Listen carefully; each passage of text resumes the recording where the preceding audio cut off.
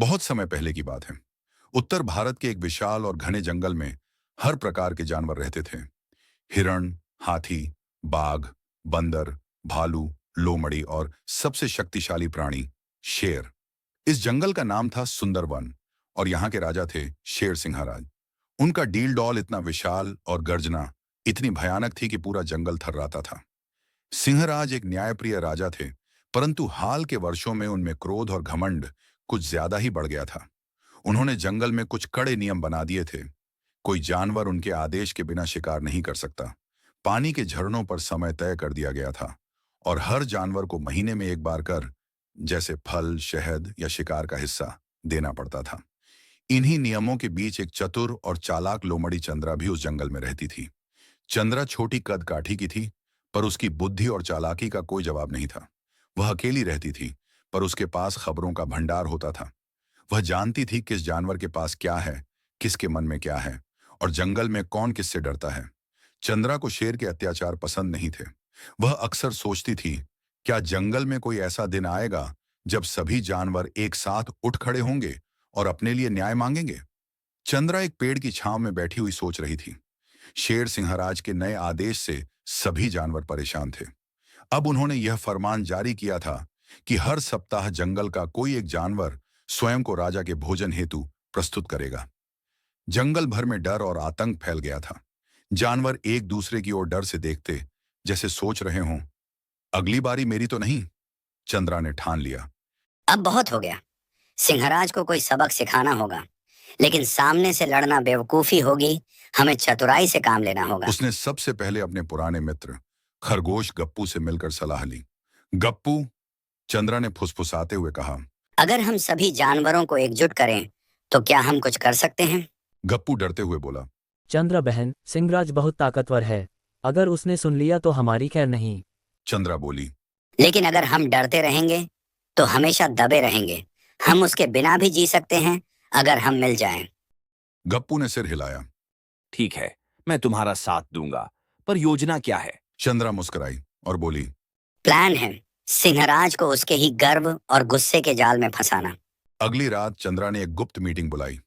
जगह चुनी गई, जंगल के बीच का पुराना सूखा कुआं, जिसे सभी अंधा कुआं कहते थे, क्योंकि वहां कोई रोशनी नहीं आती थी। धीरे धीरे जानवर वहां पहुंचे।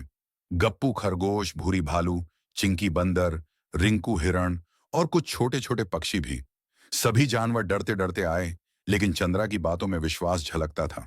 सुनो साथियों, चंद्रा बोली, हम में से कोई भी अकेले सिंहराज से नहीं जीत सकता, लेकिन अगर हम मिलकर योजना बनाएं तो उसे धोखा दे सकते हैं। कैसी योजना? रिंकू हिरण ने पूछा। हम उसे विश्वास दिलाएंगे कि जंगल में उससे भी खतरनाक शेर आ चुका है, एक और शेर जो सिंहराज को चुनौती देना चाहता है। हम उसे भ्रम में डालेंगे, फिर जैसे ही वह कमजोर होगा, हम उसे जाल में फंसाकर बंद कर देंगे। भालू भूरी ने कहा। पर वो दूसरा शेर कहाँ से आएगा? चंद्रा ने मुस्कुराकर कहा, वो तो हमारी कल्पना में है, लेकिन सिंहराज को यह नहीं पता होगा। चंद्रा ने अपने साथियों को एक एक काम सौंपा। रिंकू हिरण को संदेश फैलाना था कि जंगल के दक्षिणी छोर पर एक अजनबी शेर देखा गया है। गप्पू खरगोश को यह अफवाह उड़ानी थी कि उस शेर की दहाड़ इतनी भयानक है कि पेड़ के पत्ते गिर जाते हैं। चिंकी बंदर को यह कहानी सुनानी थी कि अजनबी शेर ने पहले भी 2 जंगलों पर कब्जा कर लिया है। चंद्रा ने कहा, हमारा मकसद है सिंहराज के मन में डर पैदा करना। वह जितना भयभीत होगा, उतनी ही जल्दी वह गलतियां करेगा। कुछ ही दिनों में जंगल में एक ही चर्चा थी, नया शेर आ गया है, वो सिंहराज से भी ताकतवर है। सिंहराज ने जब पहली बार यह सुना तो उसने हंसते हुए कहा, कोई मुझसे ताकतवर नहीं, ये सब अफवाहें हैं। लेकिन अगले ही दिन जब उसने सुना कि उस नए शेर ने झील के किनारे पंजे के निशान छोड़े हैं, तो उसकी भौहें तन गईं। वह गुस्से में जंगल के कोनों में गश्त करने लगा, मगर कहीं कोई नहीं मिला। भूरी भालू और गप्पू खरगोश ने मिलकर मिट्टी में नकली पंजे बनाए। वे चंद्रा की योजना के अनुसार सिंहराज के इलाके के पास बने। ये पंजे असली शेर जैसे लगते थे, बस थोड़ा और बड़े। चिंकी बंदर ने एक गुफा में बैठकर पत्तों और बांस से एक साधन बनाया, जिससे जोरदार गर्जना जैसी आवाज निकलती थी। रात के समय वह उसे बजाता और पूरे जंगल में आवाज गूंजती। अब सिंहराज को लगने लगा कि यह अफवाह नहीं, हकीकत है। उसने अपनी सेना के जानवरों को आदेश दिया, जिसने भी इस शेर को देखा है सामने आए। कोई सामने नहीं आया। डर और भ्रम बढ़ता गया। हर दिन बीतने के साथ सिंहराज की चिंता बढ़ती गई। वह अकेले गुफा में बैठकर सोचने लगा, अगर वह शेर सच में आ गया तो क्या मैं उससे लड़ पाऊंगा? अब वह जंगल वासियों पर पहले जितना अत्याचार नहीं कर रहा था। वह डर के मारे अपने शिकार को भी कम कर चुका था। चंद्रा ने महसूस किया कि समय आ गया है आखिरी चाल चलने का। उसने कहा, अब हम उसे उस जगह बुलाएंगे जहां हमने अंधा कुआं तैयार किया है। उसे बताएंगे कि वह शेर उससे लड़ने आ रहा है, यहीं इसी कुएं के पास। जब वह वहां आएगा तो हम उसे धक्का देकर कुएं में गिरा देंगे। अब जंगल के सारे जानवर पूरी तरह तैयार थे। चंद्रा ने शेर सिंहराज तक एक संदेश भिजवाया, एक बूढ़े उल्लू के माध्यम से।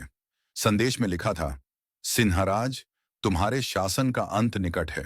एक नया शेर जंगल में प्रवेश कर चुका है। वह तुमसे लड़ना चाहता है। आज रात पुराने सूखे कुएं के पास। अगर हिम्मत है तो आना। संदेश जानबूझकर शेर के अहंकार को चुनौती देने के लिए लिखा गया था, और वही हुआ। सिंहराज का घमंड उसे ले डूबा।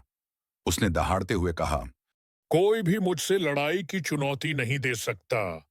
मैं खुद जाऊंगा और उस ढोंगी को सबक सिखाऊंगा। रात हो चुकी थी। चांद की रोशनी में जंगल रहस्यमय लग रहा था।